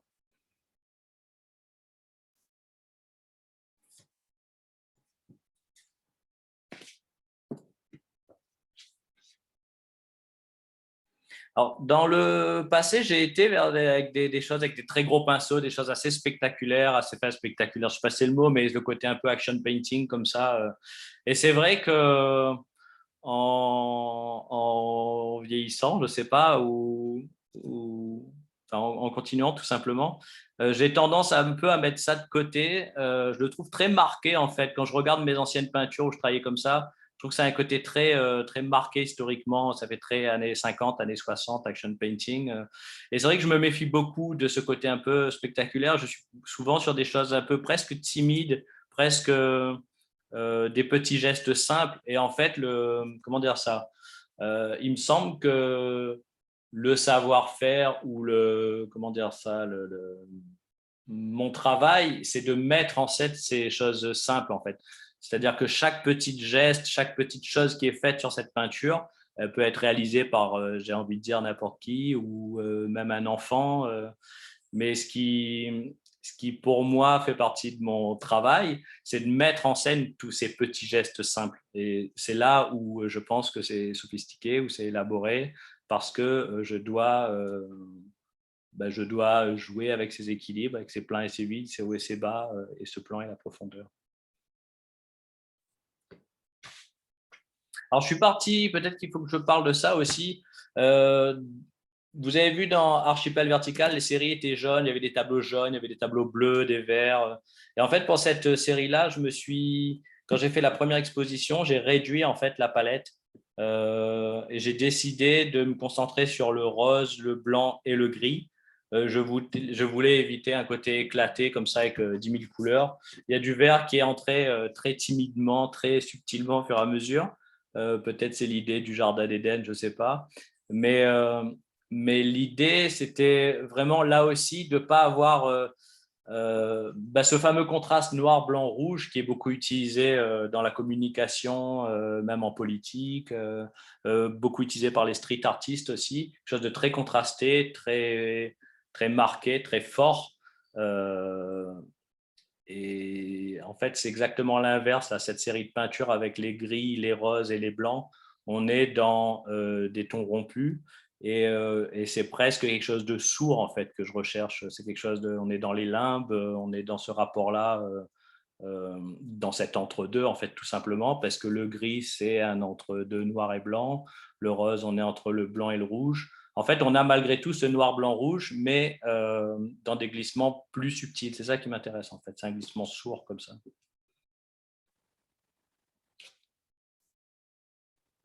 C'est marrant, cette peinture, j'ai l'impression que je pourrais l'appeler distance, comment on appelle ça? Sociale. J'ai l'impression que mes couleurs s'organisent comme ça dans l'espace, comme si elles ne voulaient pas se contaminer les unes les autres. Alors, pourquoi est-ce que cette série s'appelle Purgatoire? Alors, pour plusieurs raisons.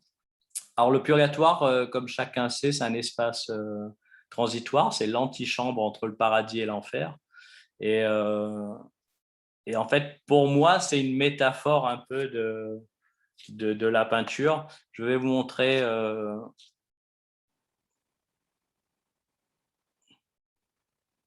Voilà.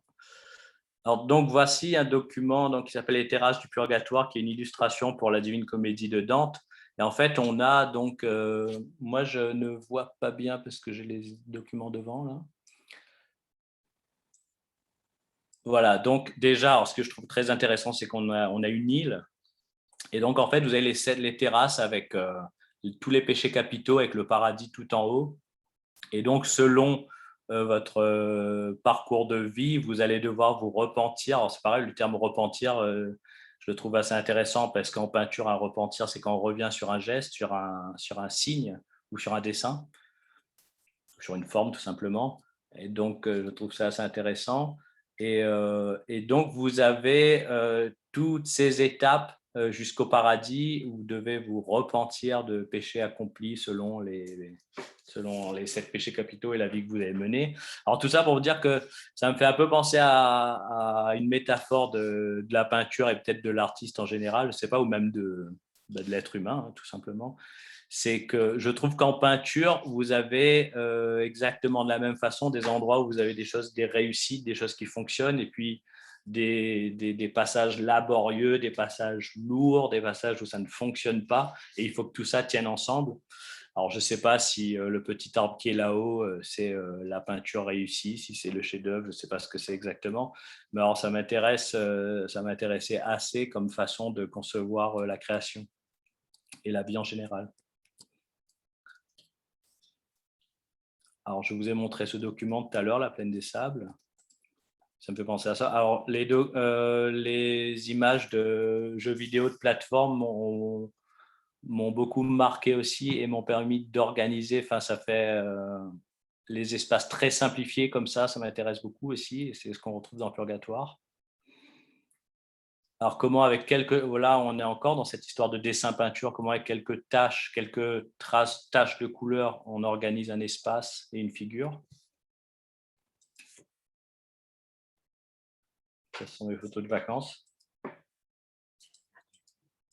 Je reviens très rapidement sur cette série que je n'ai pas finie.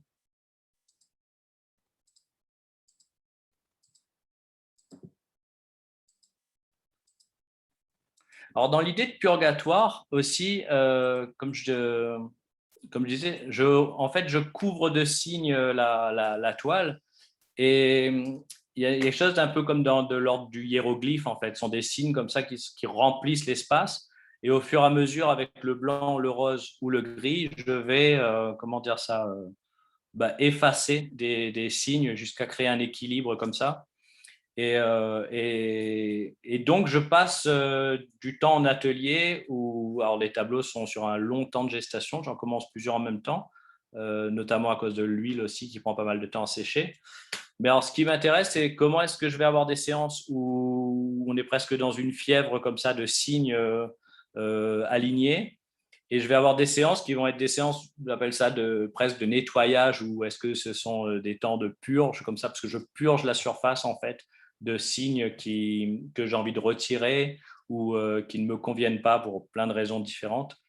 Et en fait, le titre vient aussi de cette idée de temps de séance, de nettoyage, de recouvrir, d'équilibrer. Parce que finalement, le tableau terminé est un équilibre entre plein de séances d'ateliers différentes et plein de signes qui ont fonctionné à un moment donné. Donc, on est encore dans cette idée aussi d'îlots connectés, d'archipels qui forment un tout. Alors, le titre Station, ça, c'était comment est-ce que je vais nommer ces tableaux, parce que c'est un peu la question quand on commence une série comme ça. Et alors, ce qui m'intéressait avec l'idée de station, c'est que la station, c'est une position, en fait. Et donc, c'est un temps d'arrêt. Si vous regardez la définition de station, c'est un temps d'arrêt entre un déplacement. Et j'aime bien imaginer un tableau comme s'il était en arrêt. À ce moment-là, on a décidé de l'arrêter comme ça, mais que ça peut continuer, en fait, et que ça continue d'un tableau à l'autre. Enfin, Patricia faisait référence à ça tout à l'heure dans la déambulation. Mais les tableaux dans cette exposition ont vraiment été conçus pour que les signes, il y a des signes que vous trouvez sur un tableau qui va se répéter. Excusez-moi, je suis dans cette même image depuis 10 minutes, sans même penser à la changer. Et donc, il y a des signes qui vont se répéter comme ça et qui vont se retrouver d'un tableau à un autre. Et c'est un peu la façon que j'ai trouvé pour dépasser l'étape du châssis, en fait, et passer d'un tableau à l'autre et créer une interaction entre les tableaux aussi. Parce que si vous voulez, l'exposition, en tout cas la deuxième, parce j'ai bénéficié de plus d'espace aussi, et j'ai pu beaucoup plus jouer avec l'espace. Mais dans la scénographie, en fait, de la deuxième exposition, l'idée, c'était vraiment d'imaginer un tableau, la salle d'exposition comme un tableau immense, en fait, avec des choses qui se répondent, notamment par la couleur des tableaux, blanc, gris, rose, vert, par ce qui est dessiné sur les tableaux, enfin, ce qui est représenté ou ce qui est tracé. Et donc, vous aviez comme ça, pour ceux qui ont vu l'exposition, en principe, c'est ce que j'ai essayé de faire, une correspondance et des glissements d'un tableau à l'autre comme ça. Voilà.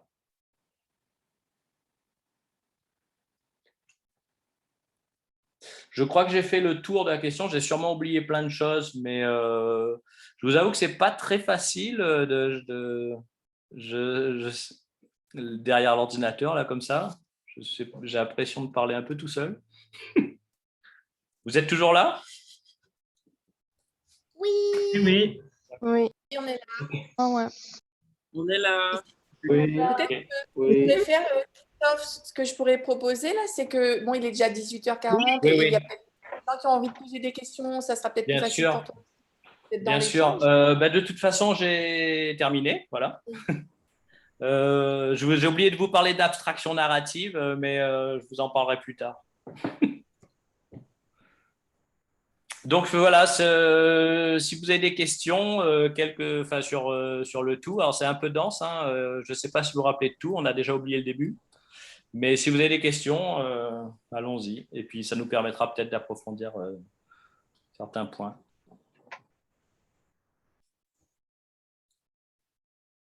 Non, pas de questions. Alors, Bon, je vous remercie. Bonne soirée. peut-être une question. Non, attends, on ne va pas te laisser partir comme ça. Tu ne vas pas t'en sortir comme ça. Juste une petite question concernant les formats. C'est vrai que tes premiers visuels, là, on ne voyait pas les formats, mais là, on voit quand même des formats à 170 par 190. On est vraiment sur des formats qui sont très grands. Je voulais savoir de quelle manière tu as évolué, en fait. Est-ce que ces grands formats étaient là dès le départ? Il ne me semble pas, en fait. Je crois que c'était assez petit au départ. Et du coup, comment tu as appréhendé ce rapport au format et à l'espace dans tes peintures? En fait, les grands formats, c'est arrivé assez vite. Quand j'étais étudiant, je travaillais sur des très grands formats. Mais ça fait un moment, en fait. Et c'est important. Les petits formats sont très importants aussi. J'ai besoin des deux, en fait. Mais effectivement, dans l'idée parce qu'on est plus dans une approche autour du territoire ou de la carte, j'ai effectivement besoin de déployer les pièces. Et c'est vrai que un grand format, ce n'est pas du tout la même façon de fonctionner. Et je crois que beaucoup de peintres qui disent qu'il faut être très bon pour faire des petits formats aussi. C'est connu entre nous. Mais Ce qui m'intéresse, c'est que les très grands formats, surtout, c'est les endroits où je donne l'apparence que c'est vide, parce que je trouve que c'est vraiment des grandes plages colorées comme ça. Et je ne sais pas si je réponds à ta question. En tout cas, c'est important. J'ai besoin des deux, en fait. Mais là, pour le coup, c'est vrai que la salle d'expo aussi, en gare 410, on a pas mal d'espace. Et du coup, ça me permettait aussi, sur l'expo de la Galerie Terre-là, par exemple, j'étais très limité en espace. Et du coup, il y avait déjà 3 grands formats qui bloquaient un peu la salle, quoi. Et c'est vrai que là, ça m'a permis de déployer ce travail-là. Donc là, il y a un format qui est très, très grand, c'est celui-ci. Donc un format de 3,50 m qui était réalisé pour le Festival Fantasy organisé par Kako et Stéphane Quinclé. Et du coup, c'est une pièce que je n'ai présentée que pendant le Festival Fantasy et que j'ai pu ressortir là pour l'exposition. Effectivement, là, on a un format de 3,50 m et en toile volante. Voilà. Merci Christophe. Bah oui, tu réponds quand tu dis que les petits formats sont importants comme les grands. En fait, voilà, on est en plein là-dedans et on comprend pourquoi. Parce qu'on voit bien ton univers, de quelle manière les choses sont structurées et comment dire, des petits formats sont aussi présents comme dans la toile que tu nous montres là. Il y a aussi des petites fenêtres et c'est comme des arrêts sur image dans un continuum en fait. Enfin, c'est l'impression que tu…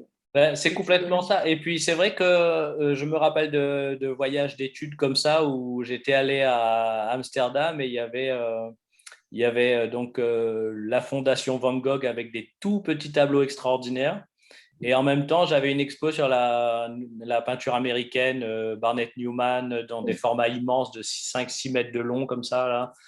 Et c'est vrai que c'était assez étonnant de voir une expo le mardi et une autre le mercredi, avec ce changement complètement de paradigme autour de la peinture, quoi. Autour du format aussi. Il y a Karine qui a une question. Karine qui dit quel est ton ressenti par rapport à la découverte de la danse contemporaine et qu'est-ce que ça t'a apporté, toi qui évitais un peu la performance et tout. Karine Nierlo, Karine, c'est qui est danseuse, là. C'est ça, Karine, oui. Ah, là, je ne pourrais pas te dire. D'accord. Oui, alors c'est intéressant parce que la danse contemporaine, je m'intéresse un peu au théâtre à ce moment-là, assez peu à la danse contemporaine. J'ai énormément d'a priori. Enfin non, j'ai quelques a priori. Et en fait, je découvre complètement un milieu. Je vais beaucoup voir de la danse contemporaine jusqu'à aujourd'hui. C'est quelque chose qui m'intéresse beaucoup, notamment parce qu'en fait, la danse contemporaine est très, très proche des arts plastiques, de l'art contemporain, tout simplement. Et c'est vrai que souvent, à ce festival, à Total Danse, on a même le public, on entend toujours c'est quoi ces spectacles, ça ne danse pas. Parce que les gens sont déçus dans la danse contemporaine, ça ne danse pas. Alors, en fait, ça danse, mais ça danse d'une autre façon. Et c'est vrai que, effectivement, moi, ça m'intéresse beaucoup parce qu'on est dans un rapport au corps qui n'est pas le même que celui de la performance ou je sais pas, ou du cinéma ou d'autres domaines. Après, moi, je n'ai pas tellement dansé sur le spectacle. J'ai dû évoluer dans des espaces où il y avait des danseuses. Et donc, du coup, c'est plus le rapport à la scène, en fait. Parce que ce qui était intéressant, c'est que ce soit avec Diane Bourguin pour Repère ou que ce soit avec Edith Château et Nelly, ce qui va les intéresser, c'est pas qu'on danse, c'est pas de faire danser des plasticiens, c'est de regarder les déplacements des plasticiens comme potentiellement, enfin, comme un corps dans l'espace. Parce que c'est ce qui intéresse aussi les danseurs contemporains. Je peux me permettre de dire quelque chose? Oui, bien sûr. Oui, quand tu parles de mise en scène de petits gestes simples, je trouve que ça peut être une des définitions de la danse contemporaine. Oui, c'est vrai. Voilà. Aussi dans son approche minimaliste, oui, c'est vrai, complètement. Mais je crois que paradoxalement, en danse contemporaine, il y a beaucoup d'artistes qui travaillent là-dessus aussi, de chorégraphes, sur l'aspect non spectaculaire, justement. C'est-à-dire qu'on a tellement tout fait et tout vu que finalement, qu'est-ce qu'il y a de plus beau ou de plus parlant qu'un corps qui se déplace sur une scène? Pierre-Louis Rivière m'avait parlé de ce chorégraphe où il y avait un monsieur qui traversait une scène pendant 6 heures au festival. C'était au Festival d'Avignon il y a quelques années. Ça avait défrayé la chronique. Mais oui, mais je suis tout à fait d'accord avec ça, Colette. Oui, on est complètement là-dedans. Oui. C'est vrai. Peut-être, moi, je vais faire juste une petite remarque, ce n'est pas une question. Bon, je suis une inconditionnelle en fait de ton travail, peut-être parce que je sais pas, je l'ai suivi sans de loin ou de près, mais je suis carrément scotchée de comment tu arrives à une singularité de peinture, une peinture singulière, mais à partir vraiment de réappropriation ou de questionnement qui date depuis un moment de la peinture, de l'histoire de la peinture. Et je trouve ça très fort parce que je reste persuadée que c'est super compliqué de peindre. Voilà. Et je te remercie pour cette belle conférence. Bah, écoute, c'est gentil, alors ça me touche beaucoup. Je n'ai pas parlé des référents. Peut-être que les étudiants étaient en attente de ça, parce qu'on les taquine tellement avec ces histoires-là. Je suis obligé, en fait, dans le temps qui est imparti, vous avez vu, j'ai largement débordé. Mais alors, il y a quelque chose qui m'intéresse beaucoup. Je sais que moi, en tant qu'étudiant, et puis ça continue jusqu'à maintenant, je suis assez boulimique du travail, d'histoire de l'art, de qui a fait quoi. Et je suis quand même pas mal au courant de qui a peint quoi. Et en fait, ce qui m'intéresse, et c'est vrai qu'il y a souvent, en fait, j'ai pris de la distance par rapport à ça, mais j'ai beaucoup été, et on me l'a beaucoup reproché en tant qu'étudiant d'ailleurs, quand j'étais étudiant, j'ai complètement eu des périodes comme ça de réappropriation de démarches d'artistes ou de travaux j'étais complètement dans la citation en fait, tout simplement comme quelqu'un qui étudie, mais je crois que j'étudie encore, qui étudie et qui a besoin de comprendre comment c'est fait. Moi, j'ai eu une période comme ça où j'ai eu besoin de refaire des Basquiat, j'ai eu besoin de refaire des Picasso, je me suis intéressé à Bacon, à des choses comme ça. Et ouais, ça me parle en fait, tout ça. Tu n'avais pas vraiment besoin de parler des références, parce qu'on je dirais que tu en as parlé en même temps sans forcément le faire de manière universitaire. Oui, je crois que je suis incapable de faire les choses de manière universitaire. Ce que j'entends par là, c'est que comme tu arrives à une singularité, ça veut dire qu'il y a un dépassement en même temps de toutes ces références, en tout cas maintenant, de ce que j'en vois, quoi. Et c'est ça que je trouve qu'il y a une force là-dedans, justement, où on pressent d'où tout ça vient, mais on a quelque chose qu'on n'a jamais vu. Et qui est, voilà. Ça, je ne sais pas si c'est tout à fait vrai, mais bon, après ça, c'est une autre question. Ouais. Voilà. Bon. Vous avez des questions? Oui, moi j'ai une question. Oui. Oui. Vas-y, je t'en prie. Oui, Christophe. Tu sais, tu parlais d'une peinture qui était entre deux. Enfin, quand tu parlais que tu avais une de tes peintures, tu pensais que c'était le début de la série Purgatoire. Et je voulais te demander à quel moment tu bascules, en fait. Tu te dis, je commence une nouvelle série, ou qu'est-ce qui te fait dire qu'une nouvelle série commence, et est-ce que c'est de nouvelles préoccupations, presque un besoin existentiel, est-ce que c'est le geste qui change, et puis aussi les petites phases transitoires, genre des peintures d'études, où est-ce que ça se situe au niveau de ton travail, entre ce que tu présentes et ces petites études-là transitoires, quoi. Voilà. Je sais pas si oui, c'est intéressant comme question parce que justement, je parlais d'interstice tout à l'heure et je disais que c'est quelque chose qui m'intéresse beaucoup. En fait, les séries, je les définis souvent après coup. C'est-à-dire que ce que j'ai essayé c'est qu'il y a quelque chose d'assez intuitif. Je laisse un peu venir et je fonctionne beaucoup aussi avec l'accident. Mais très souvent, là, par exemple, dans les séries que j'ai montrées sur les premiers travaux, il y a des choses qui faisaient pas partie de la même série, en fait. c'est des expérimentations. Et puis finalement, je me dis, tiens, il y a cet élément-là. Par exemple, l'organisation d'espace en aplat de couleurs, ça revient. Donc en fait, très souvent, je vais un peu, comme je parlais de la photographie tout à l'heure, où j'ai des catégories et je remplis avec des images au fur et à mesure des années. Je mets les choses dans des catégories. Ça fonctionne un peu aussi comme ça des fois en peinture. C'est-à-dire que c'est pas clair. Je suis pas là à me dire bon bah aujourd'hui ça c'est terminé, je commence une nouvelle série. Bon, je fais comme tout le monde, j'essaye de faire ça, mais il y a des travaux en fait. Il y a des travaux qui sont comme ça un peu hybrides et qui ne veulent pas rentrer dans des cases et que je vais pouvoir nommer très très longtemps plus tard, en fait, quelques années après, je vais pouvoir dire tiens, bah, finalement, ça appartient à cette catégorie de travaux ou de cette série. C'est cette série-là parce qu'il y a déjà cette donnée-là qui apparaît. Là, par exemple, je n'ai pas du tout parlé de ce tableau qui était important dans l'exposition. En fait, ça, c'est un des premiers tableaux que je réalise après le DENSEP en 2001. Et donc là, je l'ai présenté à Purgatoire 2, donc il avait 20 ans d'écart avec les autres. Mais voilà, typiquement, Thomas, une peinture qui est un ovni au moment où je la fais, elle correspond à rien du tout de ce que je fais à l'époque. Je ne sais pas quoi penser de ce tableau.